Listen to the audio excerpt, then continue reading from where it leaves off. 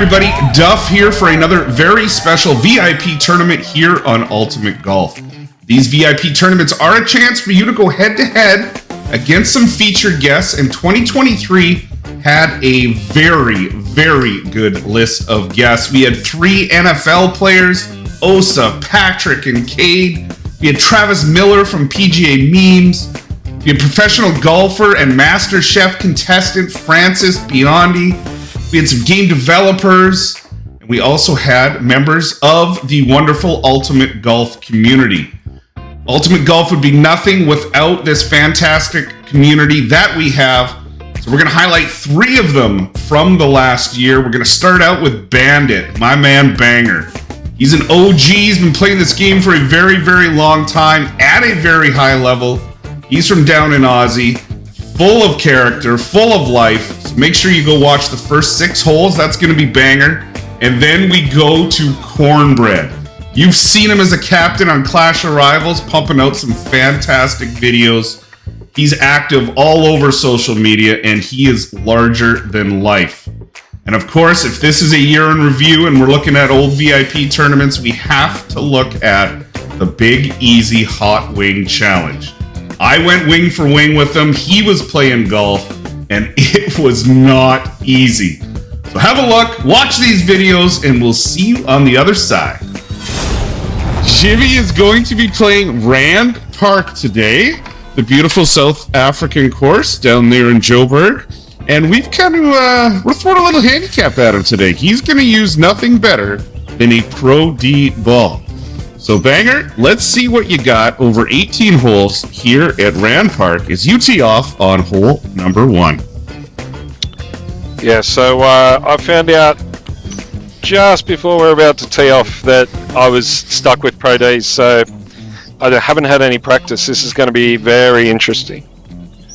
That's all right. No expectations. We're here to have a little bit of fun, to get to know the man known as Banger, and maybe find ourselves a drop or 2 along the way. If I can fashion a drop with these balls, I will be very happy. So, Banger, you and I have been playing this game together. I think it's like just about the very beginning. I got in a couple months before you. I remember when you were brand new, and we had a little side group going, us along with some others. But you took this game by storm very, very early on. I know you put in a lot of time and effort into that. Talk us through a little bit, as you're going through this shot here, about that first couple months of learning Ultimate Golf. What was that experience like? Yeah, so obviously I have played a few different golf games in the past. Was able to bring some of that knowledge over here, but it's certainly the physics of this game are quite a bit different, which was a fun new challenge for me. But yeah, it took me a couple of months to understand sort of some of the key things that were going on, but there was a few things I figured out pretty quickly, and that led me to success pretty quickly in the game. As you said, we all got together early on. I think, there was a group of about 8 of us that got together and all learned the game together, which obviously was a lot of fun. But we shared our findings and refined that over time, and I came up with a couple of mathematical formulas to do a few different things in the game, and from there we just started smashing it. It was great. So Banger was the first one to realize that just smashing it off the tee, the old grip it and rip it formula, was probably not the best method for getting those low scores. And you'll see here on hole 1 here, just like he laid up kind of back to Bigfoot range, he was kind of the first one to figure out Bigfoot is the way to go. Oh, Banger leads it 1 inch left with the 899. And that's with the big win, folks. That's with the big win. Oh, nice shot, buddy. That wasn't as good as my drop with the white ball in the Triple C the other day. That was fun. That was fantastic. Yeah, so you'll see, people ask, I'm sure you get a lot of questions all the time too. Duff, Banger, what's your number one? What are some tips? What's your number one tournament tip? And mine has always been, don't just hit the ball as far as you can off the tee. Have a plan, hit to a distance, a repeatable distance. In this case, for me, I hit to max Bigfoot range. Well, you're doing the same thing here. And that is definitely number one tournament tip for playing this game. And that is all came down to, and we have Mr. Banger to thank for that. So good work, man. You changed the course of this game. Thanks, mate. I'd like to think that we've all been a part of it. I mean, like I said before, there was a strong group early on in the game that was very generous with their time. I think that's safe. That was close. That little pucker factor there as that headed towards the right rough. Real nice tailwind on approach here, though. It is. I'm going to stick with root, though. I've been playing root a lot lately with lower backspin, and been having a bit of fun with it. So we're just mucking around today. If I get a couple of drops, it'll be nice, but I'm just going to have a bit of fun. It is fun to just throw the ball around sometimes, have a little bit of fun. I know we recently brand new tournament format, Player's Choice. Same thing that we had the opportunity to over the weekend. Just throws the balls around, have a little bit of fun, something different, something new. Remember back in the old days, we used to have some tournaments. We had some groups together. We did all sorts of fun stuff. Some Ryder Cup stuff where we took some top scores and bottom scores and middle scores. And I think that speaks a lot. That was kind of the precursor to the CCC, really. And just speaks to the community that's involved in Ultimate Golf, hanging out with some of the other clubs. And we had a pretty good group going there as well. Get in the hole. Oh, nice and close. Nice and close. 1786 with the Pro D1. So yeah, we've been adding those little things to the game for a long time, haven't we? I think we started our own private tournament against each other probably 6 months after we started. We've been making it fun, building friendships, sharing tips for a long time now. Absolutely. Now, you are the holder of a couple of records in this game. One of them being 100 wins in a row. They absolutely unheard of now. And not only did you do it once, you did it twice. So, for the people at home, this isn't just winning a couple of tournaments, or this was 100 tournaments in a row.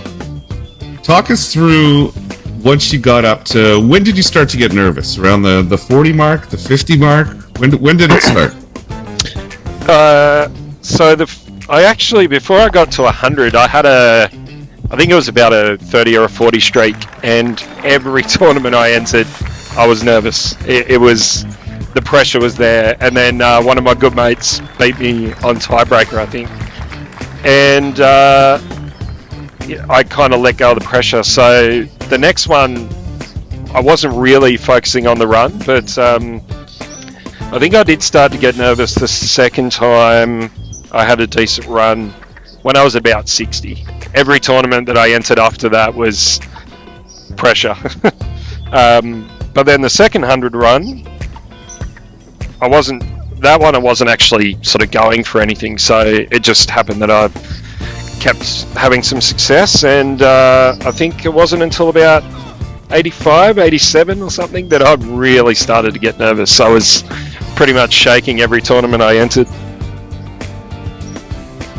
It is funny how, and we've all experienced it, where you're coming down the backstretch there, hole 16, 17, 18, maybe you need one drop, maybe you need 3 of the last 3 to win. And you do kind of get your little tingly, you get a little nervous, and don't lie, if you hit a big drop, I still to this day give a little yes or a wah. I know it's just a game, but it kind of means something. Yeah, that never goes away. That's one good thing. Like if you love the game, you enjoy getting those drops. So I've never lost that, thankfully. So I think that comes with growing up and playing competitive sports. Now, I think you played a little bit of sports growing up, didn't you? I did. I played a lot of sport, actually. I was a golfer. I played regional golf for about 3 or 4 years. But I played football, which you guys call soccer. We actually call it soccer here too, but football's finally starting to catch on. Get in there. Come on, go. Yes. Yeah, baby. Nice drop. Banger. I'll take that one. See, look at that. I got excited. We were just talking about it. Absolutely. Before you go on, the name of the Australian soccer team is the Socceroos. Not the Socceroos. Yeah. It's the most amazing name ever. Yeah. It's the Socceroos. All right, so you played some golf, you played some soccer. What else you got out there? Cricket? Rugby? What else you do? I played cricket in high school, and I played rugby union and rugby league. And I was also in the school swimming team. I did rowing for about 3 years. That's pretty much it. Talented Mr. Ripley here. Yeah, I love the sports, but I was also a musician. So music was my focus. I played piano and bass guitar throughout high school. You're stealing all my later questions on me here, Bag. Sorry, mate. Sorry. No, you're good. No, I've actually had the pleasure of listening to some of your music from back in the day. A lot of little punk, little ska, maybe a little Seattle grunge. A lot of the influences in there. Do you have your music taste change over the years? If I give you on an island and one album to listen to right now, what are you picking? That's a loaded question. I'm going Pearl Jam 10. Funnily enough, I would actually probably choose a Beatles album. Maybe Revolver, but probably the White Album because it'd give me more music to listen to. But I discovered the Beatles when I became a musician. My dad showed me a Beatles song. I was playing one on piano and I didn't even know. It was one of the first songs I learnt, but I loved the song. And my father, bless his heart, he stayed up late one night because there was a special on the radio, and he recorded. It was to coincide with the Beatles documentary series that was on, and he recorded the whole thing on cassette tapes for me. And it was just before our Christmas summer holiday, and I spent that holiday at the beach listening to this thing on repeat, and I grew to love the Beatles from that. So yes, I would think if I had to choose an album that I had to take on a deserted island, I would be going with the Beatles. And in the middle of all that, we caught the fact that he said Christmas, summer, and beach all in the same sentence. My brain has a tough time wrapping around that. But I know it happens. You've been fortunate enough to... that one's a bit wide. That's the one we're giving the players a chance on. You've been fortunate enough to see all of my summer holiday photos and videos. It's yes, we're very lucky in Australia. We get to enjoy Christmas and summer at the same time. Absolutely. Bandit Banger -7 through 4 here at Randpark on his VIP tournament, and we have our par 3 hole 5. Let's see what he can get done with this Pro D1. Now, you were talking about recording on cassettes. I imagine back in the old days, back on the farm, Jimmy had quite the interesting early life. Obviously, you spent a lot of time playing sports. What we hear there? Golf, basketball, football, soccer, swimming, piano, everything. Grew up in the sticks, didn't you? What do you call it down there? It's not the country. Yeah, what do you call it? We call it the sticks. And yes, I did. I grew up on a 600-acre sugarcane farm in the middle of nowhere. Yeah, sort of northern New South Wales, about 7 hours from Sydney. And mate, I had the most fantastic childhood. I was so lucky to live where I lived. We had motorbikes and a Jeep that we drove around the farm, and we lived right on the river, so we had a boat that we could drive around in. It was a small community, but there was a lot of kids my age, so we all just ran amok together. I seriously had the best childhood. I was very lucky. And so I lived on the farm till I was about 19, and then went off to uni. But great place to grow up. These stories are fantastic, Banger. We're going to remind you, keep that target moving. I'm a going. That is pretty cool, though. That's awesome. A lot of stories like that, obviously, here. I'm Canadian, and I grew up in a fairly small town as well. Not on 600 acres of sugarcane, though. Getting the whole Banger. Very wide. That is cool. That is very well-rounded youth for yourself, it sounds like. It was, absolutely. Now, you've also done a little bit of snowboarding. Are you a skier or a snowboarder? Let's talk about that. Both. So I started skiing before I started snowboarding. I skied for maybe 18 months, and then picked up a snowboard and fell in love with that. So I grew up surfing, obviously, because we live near the beach, and obviously. Yeah. How wild is that statement? Snowboarding was a much better fit for me. So yeah, I've done a few trips around the place.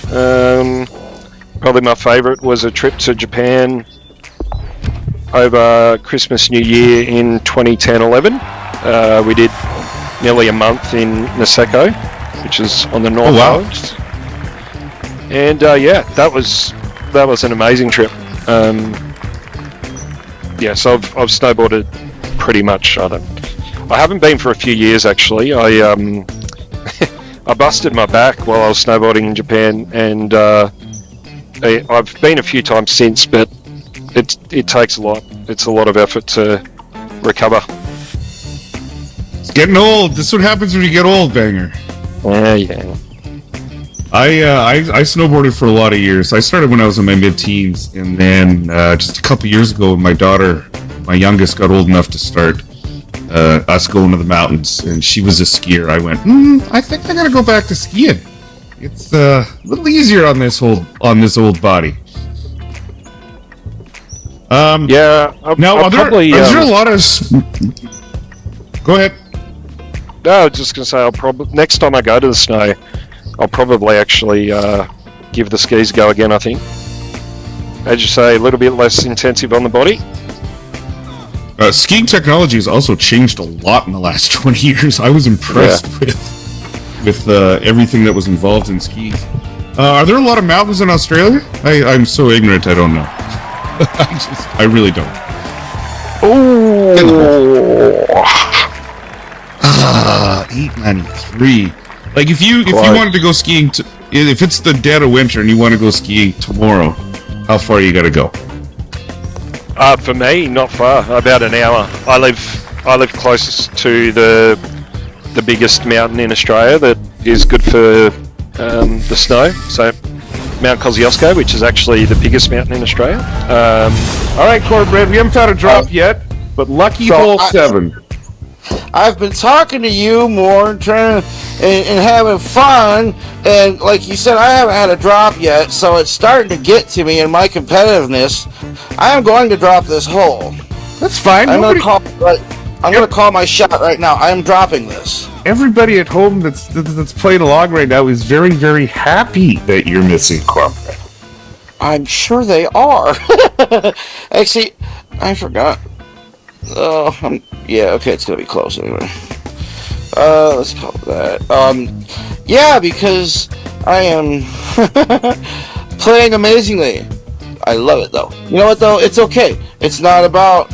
If I had to go out there and shoot 12 to 15 drops every day just to make myself happy, I wouldn't play the game. Because there are days where I really don't care. I just want to go out there, take some aggression, and whack a damn ball around.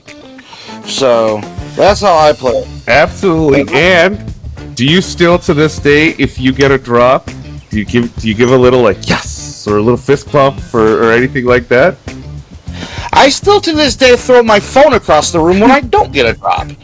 So yeah, and I'll be sitting here. Okay, so I'll be sitting there playing the golf, and she's not in the room right now, so she can't yell at me to tell you not to tell this story.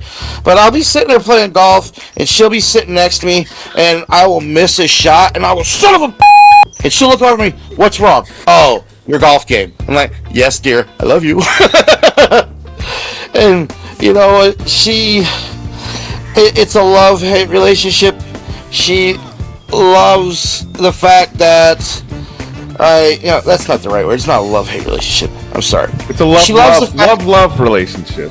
Yes, that's the word I was looking for. I got your back, buddy. The fact that I'm meeting people and I'm having a good time, and he called his shot, folks. He called his shot. Was there a eight? I told you hole 8. All right, carry on. Love, and love.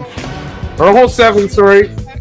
She loves the fact that I'm meeting people and having a good time, but she also, loves the fact that if I need to, I can set it down for a few hours and be a part of the family, And that's one of the great things about this game is it's not something that you have to keep playing 23 hours a day because you're going to miss something.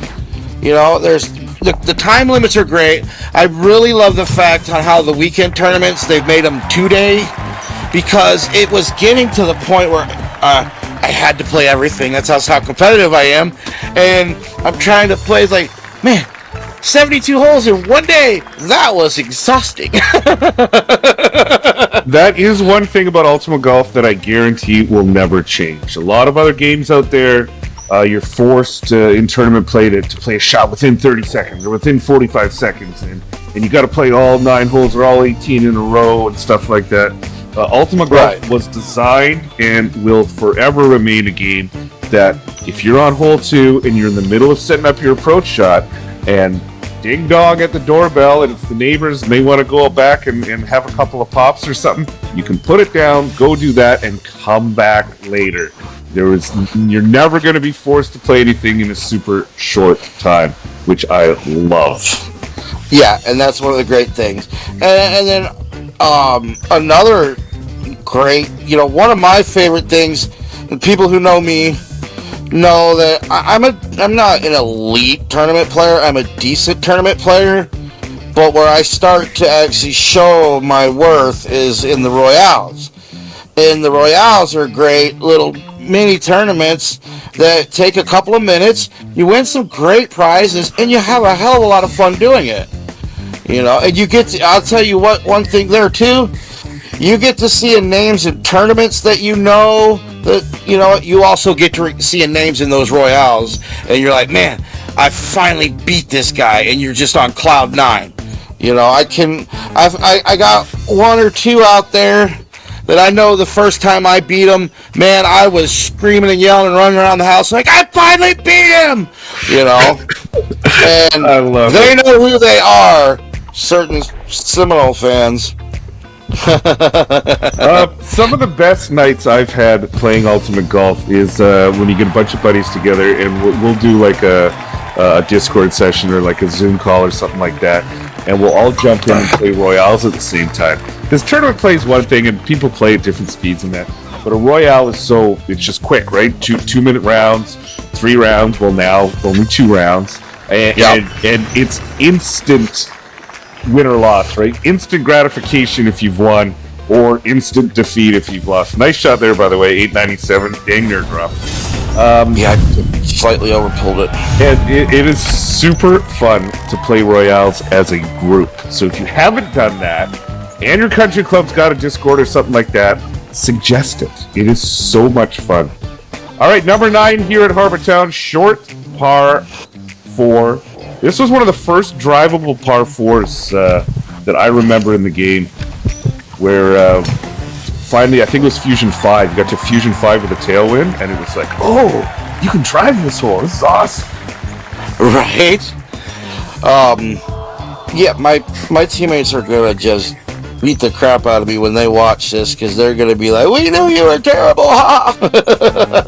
Nobody cares, Kornbred. Nobody cares. I don't either, because I'm having a hell of a lot of fun doing this. So let's get this one out of the way. Here's the eagle. All right, so 2 drops on the front. That's 9 holes done at Harbour Town. Now, Kornbred, do you golf in real world at all? When's the last time you golfed? Well, I do golf, but as you can tell by the size of the gator word across my chest, I am a bit of a robust young man. I'm gonna go with you take a cart most of the time. I take a cart and I take up a lot of the room. But yes, I do enjoy going out and playing some golf. It is a lot of fun. I'm terrible at it, but I think it's just good. Also, a good way to get out there and take some aggression out. Now, I ask everyone this question when we get to the turn. When you get to the turn, are you a hot dog and a beer kind of guy, or you just want to carry on right to 10 and get going on the next back half of the course? You gotta have a hot dog. Thank you. It's been rough driving around those 9 holes and getting out 2 inches from the cart and hitting the ball. So by the 9th hole, I'm exhausted and I need to be re-energized. For all 55 shots on the front, right? Yeah. Because, half the time is spent in the woods trying to find that damn ball because you really like that ball and it was the last one you had that was that style. Just like in this game, the multitude of balls they have with the great attributes, it makes it a lot of fun, and the great designs they come. Some of the stuff that the hip team come up with, like the monthly pass, the great ideas and the stuff they come up with is so awesome. Like the putt fiction tournament done off of Pulp Fiction, and the little stuff like that. I love that. It's not just some cartoony, fake-looking stuff in the background. Like one of the golf games I don't play is because it is so damn cartoony, and this one is so real. And so it adds to the nuance and the ambiance of the game. I just love it. This VIP tournament brought to you by Kornbred. Yeah, I can call me. I can do infomercials. Just right now. No. For it. Hang on. I know you can do infomercials, but I also know that you can teach people how to make a good cup of coffee using a French press and a siphon. Does that ring a bell at all there, Kornbred? You found that video? Yes, I did. Into YouTube and saw a video from when I was in video school. I certainly did. You did fantastic. It was very well put together, and if anyone wants to find it on the internet, you can probably search that exact phrase that I just said. Yeah, or Duff can send you the link later on, which I don't care. You know what? He's like the 3rd person that viewed it. Maybe I get 20 people to view it. Now, also going inside, along in step with that would be a impression of a certain Stewie from Family Guy. Now, I'm wondering if you could maybe narrate. That's also on there. Yep, buddy, it's also on there. Yeah, that impression was terrible. Now, here's what I want you to do. I want you to describe what you're doing on this approach shot here in the voice of Stewie. Oh, but I got so many better voices. That's the thing. Right, okay, so Brian, what we're gonna do here is we're going to line the ball up right with the hole. And then we're going to have a party, a sexy time. And look, who's that over there on the fairway, Stewie? It is that little fat Cartman. Yes! I'm not fat, I'm just big boned.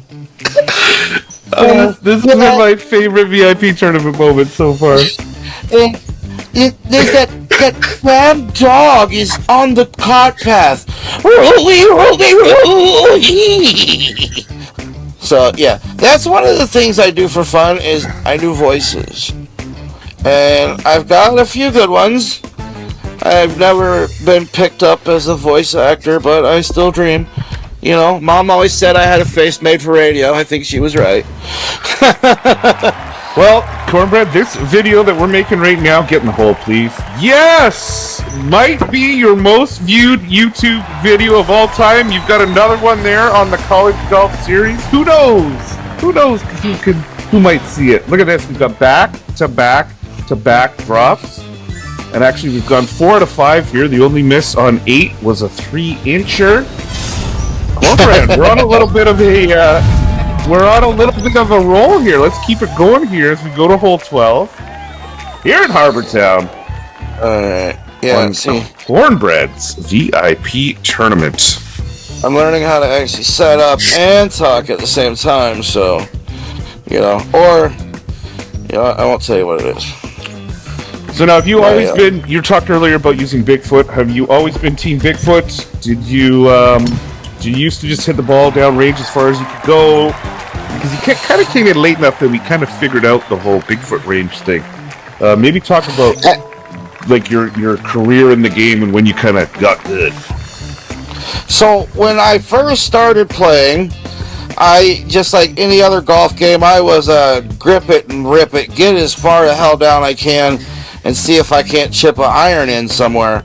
But then one day, I was finally made it up to Tour Pro. You don't know.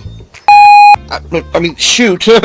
You don't know anything until you hit Tour Pro with half a bag that's not completely upgraded, and you see players like Bandit and Duff in your bracket. And you think, how the hell are those guys driving all those greens?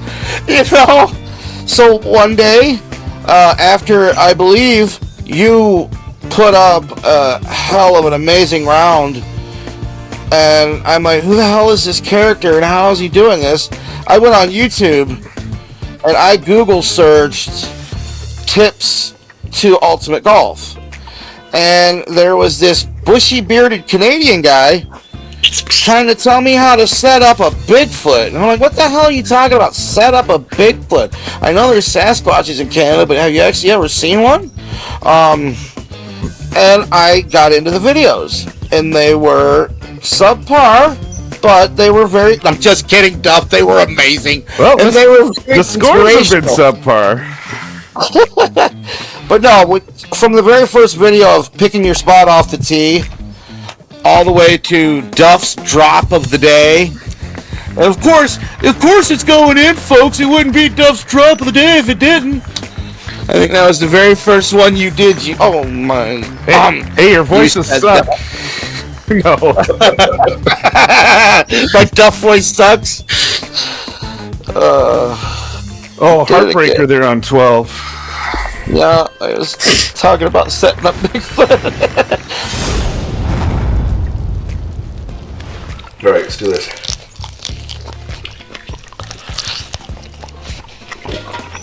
Oh, got lost. Oh boy, Oh my god! that kicks like a mule. All right, tee off on the number 13, par 4 here. All right, Eazzzy. We're coming up. It's American Thanksgiving coming up. We got Christmas after that. We just had our Thanksgiving a little while ago. Halloween was actually 2 nights ago. I know you're a big, like, seasons guy and events and what do you call it? Holidays. That's the word I'm looking for. What's your favorite holiday? I love sitting down when the fire is going, it's snowing outside, and I like pouring myself a Bailey on the ice or whatever, and I love chilling at Christmas, and I love family, and I love get-togethers like that, so. I'm dying. I don't know if that's enough or not. We'll try that. I don't know how we're going to do 2 more.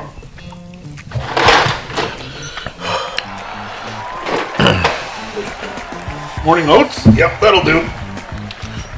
Oh. Good shot, Eazzzy. Good shot.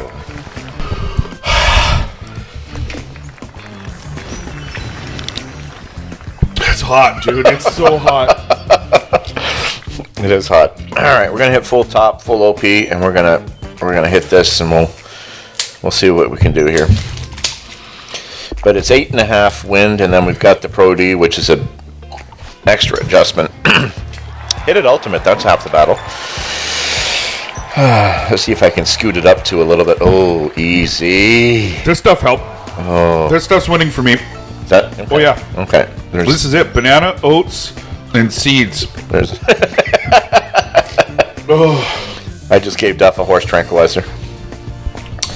You can have that one if you want. The other one. no, I'm good. No, I'm having a little sips of this.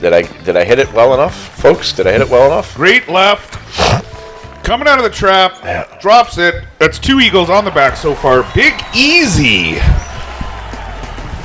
Doing well. Duff, not doing well. Are we at wing time? Yep. We ready? Cheers. 3, 2, 1. Oh, it's all over my bottom lip. Oh boy. Oh boy. Oh boy. Oh Slow boy. down. Oh boy. No, this one's bad. Hurry up and play. We gotta finish this. This one's bad. I'm not sure I can touch my phone. So, you and I, both founding members, Whiskey Business. We were together in other stuff long before that, too. Before there was country clubs, we kind of had our own little country club going. Mm-hmm. And then we were part of the, let's call it, leadership team on in a clan in that other game. 10 years ago, would you have ever considered meeting a friend through a golf game on a phone? How has it made your life different than before you started playing online golf games? I wouldn't be eating hot wings for fun on an internet show right now. This isn't fun. Oh boy. It's so fun. I gotta Seriously. choke up. And we brought we had more napkins than we thought we knew what to do with. Oh, look at this. Look at this. Oh. Oh boy. Why? That's hot, man. That one right there got me.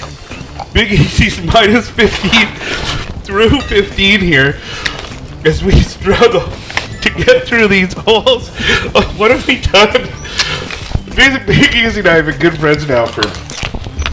Remember we first realized that we lived like semi-close to each other? It was about fishing, because I said something about fishing and muskie. Yeah, you're right. And you said the fish of 10,000 casts or whatever, and I said, well, the only time I'm out of the Hammerway is when I go to a fishing show out in Ancaster at the fairgrounds, and you're like, pardon? And that's where you kind of disclosed where you kind of lived at the time. Before it was just always the biggest city for people that weren't from here. You said the Hammer, which is Just leave it. You just let it rest on your tongue. It feels so good. Yeah, that one's tough, guys. I'm not sure I'm gonna. We gotta get through them. We've gotten this far. I didn't realize you had the ice cubes out. Yeah, I just did, because that one's a struggle. It's so hot. Oh boy. So we haven't seen it a lot today, but you are definitely Team Lightning Rod, right? When it comes to your approach shots, tournament play here in Ultimate Golf. Club selection is huge in this game. And I probably use lightning rod and some times when I shouldn't, to be honest with you. But we're gonna do the last wing just before we play 17, and then we're gonna do the bomb on the last one, our bonus swing, and then play 18, and then away we go. Man, that one was trouble. There's so much on this one. Oh man, but you gotta do it. I'm doing it. Let's go. Oh, nope. All right, number 17, the par 3. Oh boy. Orion or Spectre? Oh my god. Oh my god. Oh, F this. Oh. I think I broke the chair. That's not funny. I can't see. That's not funny. Oh boy. So Spectre or Orion, which is your favorite approach club for the It used to short be, irons? It used to be Spectre, but I found out how to. I dialed in Orion really tight. I'm really confident with that. Dude, what were we thinking? It's so hot. Okay, we only got one more to do. No, it's not helping. Uh-oh. All right, so you're a big movie guy too. What's your favorite movie franchise? Favorite movie of all time is Pulp Fiction. Oh my god. Oh man.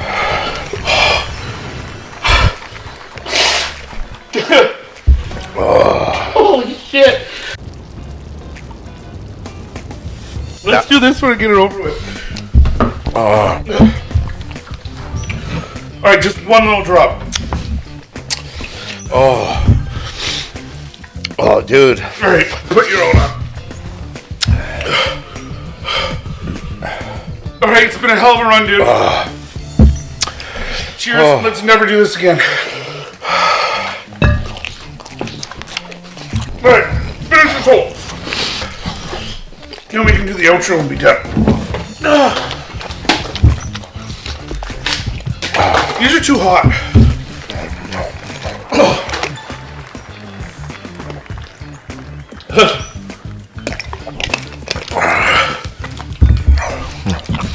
Look at this, it's like dripping.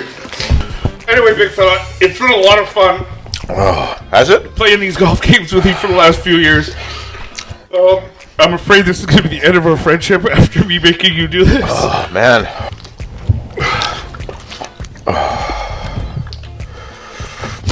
Oh, boy.